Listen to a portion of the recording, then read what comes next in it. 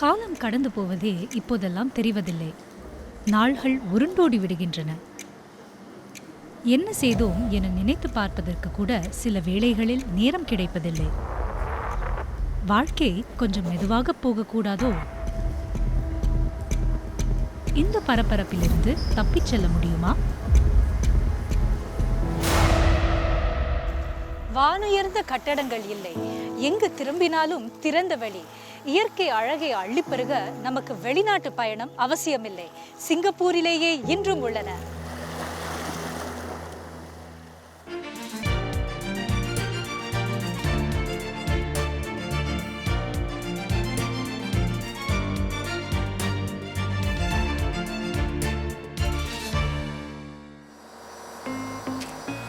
விடுமுறை எப்போது வரும் என நம்மில் பலரும் காத்திருப்பதுண்டு. நம் தினசரி வாழ்க்கையில் ஏற்படும் மன அழுத்தம், கவலைகளிலிருந்து விடுபட. அதுவும் அழகிய கடற்கரை இருந்தால் சொல்லவே வேண்டாம். அழகிய தீவில் ஓய்வெடுக்கும் வாய்ப்பை யார்தான் விடுவார்? அதுவும் உள்ளூரிலேயே கிடைத்தால். சிங்கப்பூருக்கு சொந்தமான தீவுகள் 64 என சொன்னால் நம்புவீர்களா? ஆம், வியப்பாக தான் இருக்கும். அவற்றுள் 7 தீவுகளை இராணுவம் பயன்படுத்துகின்றது.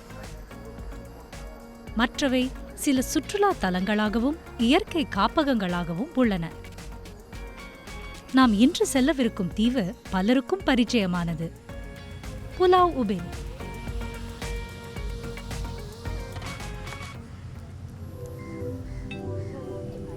மலாய் மொழியில் புலாவ் என்றால் தீவு, உபின் என்பதற்கு கருங்கல் என பொருள்.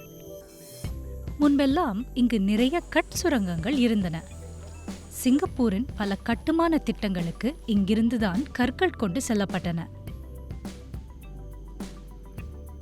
பெட்ரா பிராங்கா தீவின் ஹாஸ்பர்க் கலங்கரை விளக்கம், சிங்கப்பூர் ஜோகூர் பாலம், இவற்றையெல்லாம் இங்கிருந்த கருங்கல்லை கொண்டுதான் கட்டினார்கள். சுரங்க வேலைக்காக ஆயிரக்கணக்கான மக்கள் இங்கு வந்தனர். இந்த தீவிலேயே தங்கிவிட்டனர். ஆனால் 1970களில் கருங்கல் சுரங்கங்கள் மூடப்பட்டதால் பலரும் அங்கிருந்து வெளியேற வேண்டியிருந்தது. புலாவ் உபின் மீண்டும் மாற்றத்திற்கு தயாரானது. பழமையான இயற்கை சூழல், பல வகையான பறவைகள், பூச்சிகள், விலங்குகள், இங்கு வாழ்ந்தவர்களின் கதைகள். இந்த தீவுக்கு அழகு சேர்க்கும் இவற்றை பாதுகாப்பதற்காக 2014 தொடங்கப்பட்டது உபின் திட்டம். இளையர்கள், குடியிருப்பாளர்கள், தொண்டூழியர்கள், ஆய்வாளர்கள், இப்படி பலரும் ஃப்ரெண்ட்ஸ் ஆஃப் உபின் எனும் குழுவில் இணைந்தனர். கடந்த 10 ஆண்டுகளில் 30க்கும் கூடுதலான திட்டங்களை அறிமுகம் செய்தனர். தீவின் பழமையான அழகை கட்டிக்காப்பது, இது உபின் திட்டத்தின் ஒரு முக்கிய இலக்கு. இந்த கம்போங் வீடுகளை பாதுகாக்கும் எண்ணம் எப்படி வந்தது? 2014 உபின் திட்டத்தை தொடங்கிய போது இந்த வீடுகளை பாதுகாக்க வேண்டும், அவற்றை சமூகத்திற்கு பயனுள்ளதாக்க வேண்டும் எனும் எண்ணம் உதித்தது. புதுப்பிப்பு பணிகளை எப்படி திட்டமிட்டு செய்தீர்கள்? முதலில் வீடு பாதுகாப்பாக உள்ளதா என சரிபார்க்க வேண்டும். அங்கு வேலை செய்வோருக்கும் வருகையாளர்களுக்கும் எந்த ஆபத்தும் நேராமல் பார்த்துக் கொள்ள வேண்டும். கட்டடக்கலை, வடிவமைப்பு ஆகியவற்றை ஆவணப்படுத்த வேண்டும். அப்போதுதான் வீட்டை புதுப்பிக்கும் போது பழைய அம்சங்களை தக்க வைத்துக் கொள்ள முடியும். இந்த வீடுகளை சுற்றி பார்ப்பதனால் மக்கள் எப்படி பயனடைவார்கள்?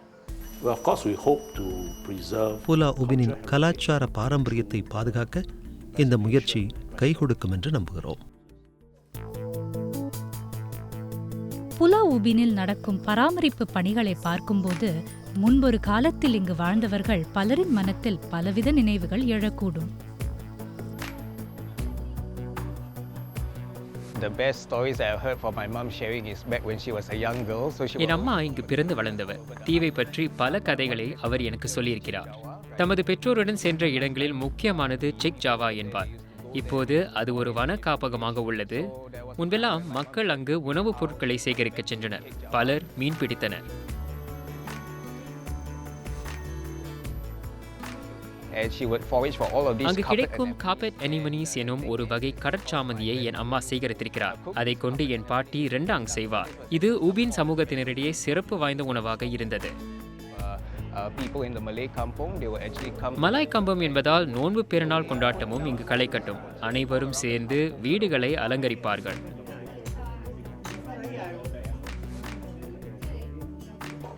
I think personally for my கம்பத்து வீடுகளை பழமை மாறாமல் புதுப்பித்திருக்கிறார்கள். மிகவும் மகிழ்ச்சியாகவும் பெருமையாகவும் உள்ளது.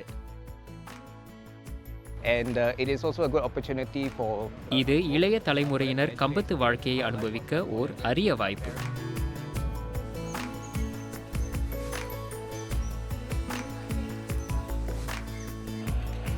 தீவை பற்றி சிங்கப்பூரர்கள் மேலும் தெரிந்து கொள்வதற்கு மற்றொரு வழி கொண்டாட்டம், பெஸ்டா உபின். இது ஆண்டிற்கு ஒருமுறை நடைபெறுகிறது. ஊபின் தீவு மீது ஆர்வம் கொண்டவர்களை ஒன்றிணைப்பது நோக்கம். இதை ஃப்ரெண்ட்ஸ் ஆஃப் ஊபின் குழுவினர் நடத்துகின்றனர். பெஸ்டா ஊபின்கிற நிகழ்ச்சி எப்படி உருவானது? Where idea came from one of the Friends of Ubin குழுவுடன் நடந்த கலந்துரையாடல்களில் இந்த யோசனை வந்தது. தீவின் இயற்கை மரபு, கலாச்சார மரபு, பொழுதுபோக்கு நடவடிக்கைகளுக்கான வாய்ப்புகள் இவற்றையெல்லாம் கொண்டாட ஒரு விழாவை நடத்த வேண்டும் என்று நாங்கள் நினைத்தோம். opportunities for nature-based recreation. First, we got people from the Friends of Ubin network. Friends of Ubin குழுவைச் சேர்ந்த சிலரை நிகழ்ச்சியை வழிநடத்த அழைத்தோம்.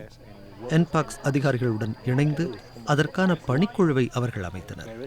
சுற்றுலாக்கள், படகோட்டம், கடற்கரையை சுத்தப்படுத்துவது என பல நடவடிக்கைகளுக்கு ஏற்பாடு செய்தோம்.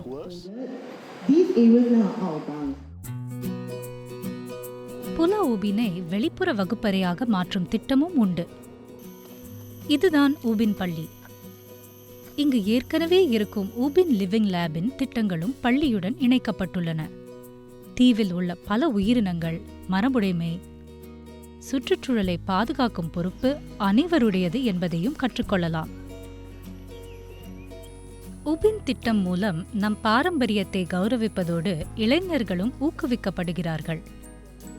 இருப்பினும் செழிப்பான பூர்வீக பல்லுயிரியலை பாதுகாப்பது உபின் தீவை ஒரு வளமான சுற்றுச்சூழல் அமைப்பாக்குவதற்கு ஒரு முக்கிய அங்கமாகும்.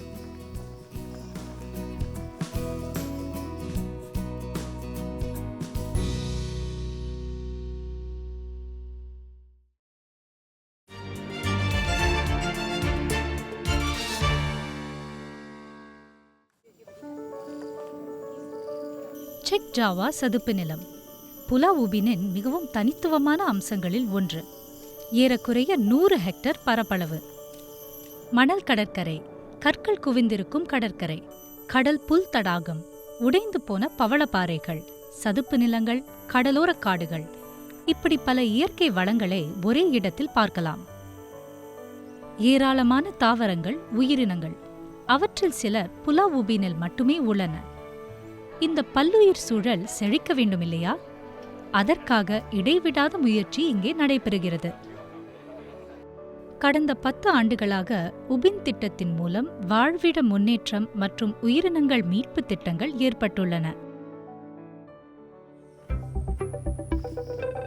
அருகி வரும் பல வௌவால் இனங்கள், அவற்றுக்கான வசிப்பிடங்களை கட்டுவது, அருகி வரும் பறவை இனங்களின் கூடுகளையும் ஓய்வெடுக்கும் இடங்களையும் பாதுகாப்பது, இப்படி பல முயற்சிகள். புலா ஊபினை போல சிங்கப்பூரை சுற்றி பல தீவுகள் உள்ளன. ஒவ்வொன்றும் தனித்துவமானது. செந்தோசா ஒரு காலத்தில் பிரிட்டிஷ் தளமாக இயங்கியது. பின்பு ஜப்பானிய ஆக்கிரமிப்பின் போது போர்க்கைதிகளின் முகாமாக இருந்தது. இப்போது அது ஒரு பிரபல சுற்றுலா தலம். புலாவ் டகோங் அடிப்படை இராணுவ பயிற்சி மையம் இங்குள்ளது. புலாவ் புலோ பல்லுயிரின பெருக்கத்திற்காக ஒதுக்கப்பட்டிருக்கும் சிங்கப்பூரின் முதல் சதுப்பு நிலம். புலம்பெயரும் பறவைகளுக்கு ஒரு சரணாலயமாக உள்ளது. புலாவ் ஹந்து பண்டைய காலத்தில் போர்க்களமாக இருந்ததாய் கூறப்படுகிறது. இப்போது இங்கு பலரும் முகாமிட வருகின்றனர். முக்குளிப்புக்கு உகந்த இடமாகவும் உள்ளது. குடியிருப்பு பேட்டைக்கு அருகிலேயே ஒரு தீவு. அடுத்தபடியாக அங்குதான் செல்லப் போகிறேன். கோனி தீவு புலாவ் செரங்கூட் என்றும் அழைக்கப்படும். சிங்கப்பூரின் வடகிழக்கு பகுதியில் அமைந்துள்ளது. பொங்கோல் குடியிருப்பு பேட்டையிலேயே.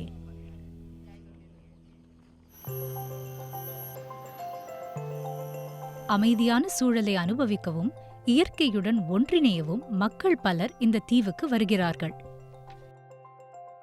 தீவின் அழகை மட்டும் அனுபவிப்பதோடு மட்டுமல்லாமல் அதன் வாழ்விடங்களை மேலும் மெருகூட்ட பல முயற்சிகள் நடந்து வருகின்றன. கேஷுரினா ஃபாரஸ்ட், அதாவது சவுக்கு மரத்தோப்பு. அதற்கு இந்த காட்டின் நடுவில் 4 ஹெக்டேர் அளவில் நிலம் ஒதுக்கப்பட்டுள்ளது. காட்டை மீண்டும் வளம் பெற செய்யும் முயற்சி இது. இவற்றில் பெரும்பாலானவை அருகி வரும் தாவரங்கள். இதில் டமாக் டமாக் தாஹூன் மரமும் அடங்கும். இந்த மரம் 2014 மீண்டும் கண்டுபிடிக்கப்படும் வரை அழிந்துவிட்டதாக கருதப்பட்டது. அருகி வரும் இத்தகைய மரங்களின் விதைகளை பாதுகாப்பதிலும் கவனம் செலுத்தப்படுகிறது. இந்த மரங்கள் விலங்குகளுக்கு உணவளிக்கின்றன, ஒதுங்குவதற்கு இடமளிக்கின்றன. சிங்கப்பூரையும் அதன் தீவுகளையும் சுற்றி இருக்கும் கடலில் பல உயிரினங்கள் உள்ளன. அவற்றை பாதுகாப்பது அவசியம். அதற்காகவே அமைக்கப்பட்டிருக்கும் முதலாவது கடல் பூங்காவிற்கு செல்லலாமா? தெளிந்த நீர், பச்சை பசேலென காட்சியளிக்கும் திறந்த வெளிகள். 3 ஆண்டு பணிகளுக்கு பின் திறக்கப்பட்டுள்ள சிஸ்டர்ஸ் தீவுகளின் கடல் பூங்கா. என்பாக்ஸில் தொண்டூழியராக இருக்கிறனால அவங்க எனக்கு ஒரு இமெயில் அனுப்பியிருந்தாங்க. அப்போது நான் அதை ஏற்றுக்கொண்டேன். அது ஒரு வாய்ப்பு. ஏன்னா ஆஃப்டர் ஒரு க்ளோஷருக்கு பிறகு இவங்க திறக்கிற இந்த ஐலண்ட், அதனால நான் அதை ஏற்றுக்கொண்டேன். இந்த மெரீன் பார்க்கனா எப்படி இருக்கும், weather is going to be எப்படி இருக்கும்னு நான் ஒரு கற்பனையில் இருந்தேன். பட் அங்கே போனப்போ என்னோடய காலை எடுத்து அந்த ஐலண்ட் அந்த ஃப்ளோட்டிங் பிரிட்ஜில் வைக்கக்குள்ள இட் வாஸ் வெரி வெல்கமிங். அப்படி எல்லாம் இயற்கைக்கு ஒத்து போகிற விஷயமா அந்த ஐலண்ட் இறங்கக்குள்ளேயே நீங்கள் கவனிக்கலாம். 40 ஹெக்டருக்கு மேல் பரந்து விரிந்துள்ளது இந்த கடல் பூங்கா. இங்கு 250க்கும் மேற்பட்ட பவளப்பாறைகளும் 100க்கும் மேற்பட்ட மீன் வகைகளும் கடல்வாழ் உயிரினங்களும் உள்ளன. ஹாய் ஸ்வேதா, வாங்க. வணக்கம். வணக்கம். ரொம்ப அழகா இருக்கு, அற்புதமா இருக்கு, பார்த்ததே இல்லை. இந்த பூங்காவில் உள்ள தனித்துவப்பட்ட அம்சங்கள் பத்தி கொஞ்சம் சொல்லுங்க. முதலாக இந்த ஃப்ளோட்டிங் போட் வாக், இது 220 மீட்டர்ஸ் நீளமுள்ள மிதக்கும் நடைபாதை. இந்த நடைபாதையில் போய் நம்ம இங்கே உள்ள விதவிதமான கடல்வாழ் உயிரினங்களை பார்க்கலாம், அதை பற்றி தெரிஞ்சுக்கலாம். அதே சமயத்தில் அந்த கடல்வாழ் உயிரினங்களுக்கும் எந்த தீங்கும் இல்லாமல் அருகில் எவ்வளோ கிட்ட போய் பார்க்க முடியுமோ அவ்வளோ கிட்ட போய் பார்க்கறதுக்கு இந்த வசதியை செஞ்சுருக்கோம். இங்கே ஒரு புதுவிதமான இருப்பிடத்தை உருவாக்கியிருக்கிறோம். லகூன் டைடல் பூல், அதாவது அலைக்குளம். இந்த குளத்தில் ஒரு சீ ஓலை உருவாக்கியிருக்கிறோம். இந்த கடல் சுவரை உருவாக்குறதுனால இந்த குளத்தில் எப்போதுமே கொஞ்சம் தண்ணி தேங்கி இருக்கும். அந்த தண்ணி தேங்கி இருக்கிறதுனால இங்கே ஒரு மேங்க்ரோவ் ஸ்பீஷீஸ், அப்படிப்பட்ட தாவர வகைகள் வளரக்கூடிய ஒரு சூழ்நிலையை உருவாக்கியிருக்கிறோம். முதல் விஷயம் அந்த இடத்துல ஒரு கடையோ இல்லை ஒரு விஷயம் அங்கே இல்லை.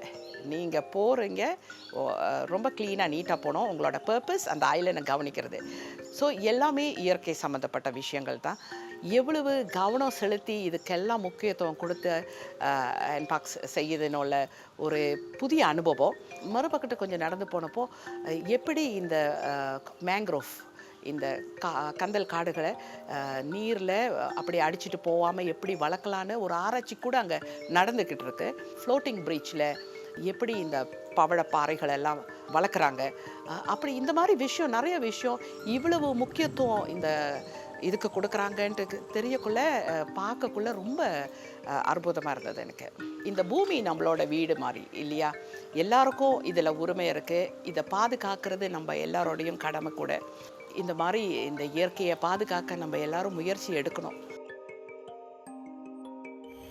இந்த பூங்காக்கு வரவங்க என்னெல்லாம் கற்றுக்கலான்னு நீங்கள் நினைக்கிறீங்க? முதல்ல இந்த பூங்காவில் ஒரு உன்னதமான இயற்கை, அமைதியான இயற்கை சூழ்நிலையை அனுபவிக்கலாம். இங்கே உள்ள கடல் வாழ் உயிரினங்கள் மற்றும் டெரஸ்ட்ரியல் பயோடைவர்சிட்டி, அதாவது நிலத்திலே உள்ள விலங்குகளை பற்றி தெரிஞ்சுக்கலாம். ஸோ நீங்கள் பார்த்தீங்கன்னா இந்த பூங்கா வந்து ஒரு வித்தியாசமான பூங்கா. பொதுமக்கள் இங்கே வரும்போது விலங்குகளை பார்த்தா வேறு ஏதாவது செய்யணுமா, மனசில் வச்சுக்கணுமா, அதை பற்றி கொஞ்சம் சொல்லுங்கள். அது ஒரு முக்கியமான பாயிண்ட். பூங்காவுக்கு வர்றவங்க நமக்கும் ஒரு கடமை இருக்குது. கிட்ட போய் அந்த உயிரினங்களை தொடுறதோ எந்த வகையிலும் தீங்கு விளைவிக்காமல் நம்ம பார்த்துக்கணும். இங்கேருந்து ஏதாவது கொண்டுட்டு போகணுன்னா மெமரிஸை கொண்டுட்டு போங்க. இங்கே உள்ள கடல் வாழ் உயிரினங்களை தொந்தரவு பண்ணாதீங்க. அதே சமயத்தில் இங்கே ஏதாவது வச்சுட்டு போகணுன்னா ஃபுட் பிரிண்ட்ஸ் மட்டும் வச்சுட்டு போங்க. இத்தனை தீவுகளில் இவ்வளவு முயற்சிகளா பார்த்து தெரிந்து கொண்ட எனக்கும் பெரும் வியப்புதான். வருங்காலத்தில் இன்னும் என்னென்ன எதிர்பார்க்கலாம்?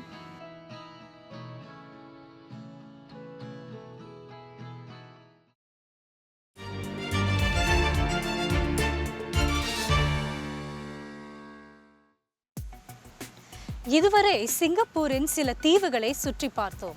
அங்கு தொடங்கப்பட்டுள்ள பராமரிப்பு பாதுகாப்பு முயற்சிகளை கேட்டறிந்தோம். அடுத்து நாம் சில எதிர்கால திட்டங்களை தெரிந்து கொள்ள போகிறோம்.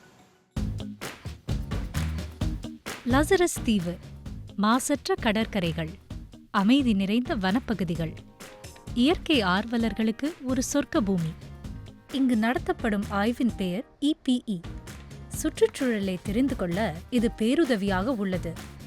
எந்த வகை தாவரங்கள், உயிரினங்கள் எந்த இடத்தில் செழித்து வாழும் என்பதை கண்டறிய துணை புரிகிறது. லசரஸ் தீவின் தெற்கு பகுதி, குசு தீவின் பவளப்பாறைகள். பல்லுயிரினங்கள் இங்கு செழித்து வாழ முடியும் என்பதை கண்டறிய உதவியது. சமீபத்தில் லசரஸ் தீவில் அதன் பல்லுயிரியலை நன்கு புரிந்து கொள்வதற்கான ஆய்வுகள் தொடங்கப்பட்டுள்ளன. குசு தீவிலும் பவள மறுவாழ்வு நம்பிக்கைக்குரிய முடிவுகளை காட்டியுள்ளது. சிஸ்டர்ஸ் தீவில் உள்ள அழகான இடங்களுக்கெல்லாம் கூட்டிகிட்டு போயிருக்கீங்க. ஆனால் ஒரு புதிய பூங்கா கட்டப்பட போகுதுன்னு நான் கேள்விப்பட்டேன். அதை பற்றி ஏதாவது பகிர்ந்து கொள்ள முடியுமா? இந்த பூங்காவில் நம்ம கையாண்டிருக்கிற யுக்திகள் போலவே அடுத்த பூங்காவிலையும் அந்த இடத்துல உள்ள உன்னதமான கடல்வாழ் உயிரினங்கள், அப்புறம் டெரஸ்ட்ரியல் பயோடைவர்சிட்டி, இதை பற்றி தெரிஞ்சுக்கவும் ஆராய்ச்சி, கன்சர்வேஷன், எடுகேஷன், அவுட்ரீச் இப்படிப்பட்ட அம்சங்களையும் அந்த அடுத்த பூங்காலையும் மக்கள் வந்து எதிர்பார்க்கலாம்.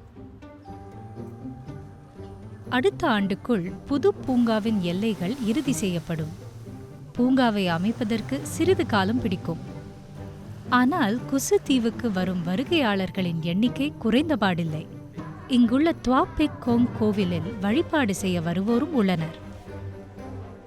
இப்போ இந்த செகண்ட் மரீன் பார்க் பார்த்திங்கன்னா வந்து நம்மளுடைய இயற்கை வளங்கள் மற்றும் வைல்ட் லைஃப்பை கண்டிப்பாக மேம்படுத்த உதவும். சிங்கப்பூர் முக்கால்வாசி இடம் பார்த்திங்கன்னா வந்து ஹைலி அர்பனைஸ்டாக இருக்குது.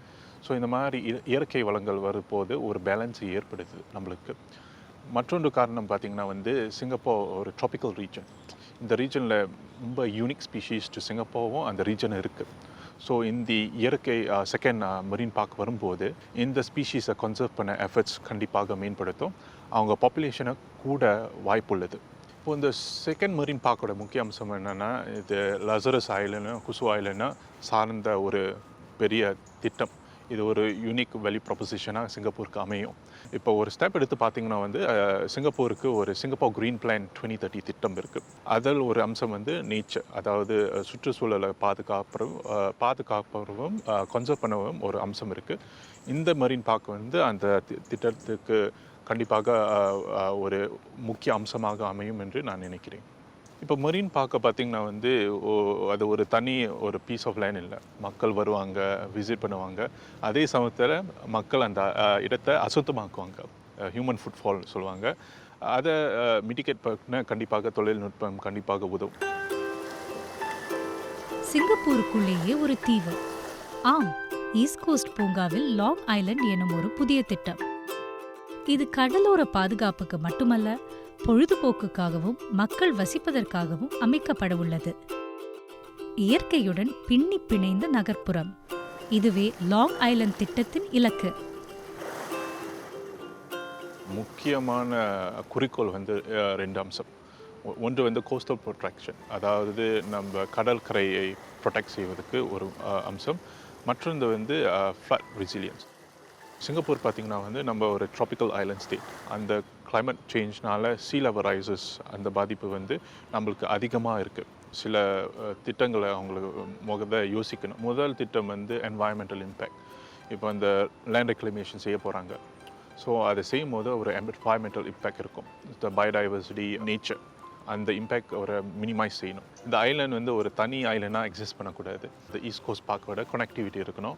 ஆங்கிலத்தில் சொல்லுவாங்க இன்டிகிரேட்டட், அதாவது சிங்கப்பூர் மெயின் ஐலேண்டோட இன்டிகிரேட் பண்ணி இருக்கணும். ஸோ மக்கள் வந்து அங்கே போய் வேலை செய்யலாம், அதாவது லிவ் பண்ணலாம், ரெக்ரியேஷனல் ஆக்டிவிட்டிஸ் செய்யலாம். ஸோ அது வந்து ஒரு முக்கிய அம்சம். சிங்கப்பூரை பார்த்திங்கன்னா தொழில்நுட்பம் வளர்ந்துருக்குது, பொருளாதாரமும் நிறைய வளர்ந்துருக்கு. இதை சமப்படுத்த வந்து நில வளங்கள் போது, அது மட்டும் இல்லாமல் இயற்கை வளங்களை பாதுகாக்க வேண்டும். அதை சார்ந்து இந்த லாங் ஐலேண்ட் ப்ராஜெக்டும் மெரின் பார்க் டெவலப்மெண்ட்டும் உறுதுணையாக இருக்குது. உயரும் நீர்மட்டத்தை சமாளிக்க சிங்கப்பூரின் கடலோர பகுதிகளை வலுப்படுத்துவது, இயற்கையுடன் மக்களுக்கு பிணைப்பை ஏற்படுத்துவது, நகர்ப்புற வளர்ச்சியையும் சுற்றுச்சூழல் பாதுகாப்பையும் சமமாக கையாள்வது, லாங் ஐலண்ட் போன்ற திட்டங்கள் இதற்காக தான் அறிமுகம் காண்கின்றன. ஆண்டுக்கு ஆண்டு, ஏன் நாளுக்கு நாள் பல மாற்றங்களை பார்க்கிறோம். சிங்கப்பூரின் தீவுகளும் இதற்கு விதிவிலக்கல்ல. வருங்கால தேவைகளுக்கு தகுந்தபடி பல புதிய திட்டங்கள். நிலையான பசுமையான எதிர்காலத்தை நோக்கிய ஒரு முதல் படி. இன்றைய பயணத்திலிருந்து இதைத்தான் நான் புரிந்து கொண்டேன். நான் ஸ்வேதா ராஜாராம். நன்றி, வணக்கம்.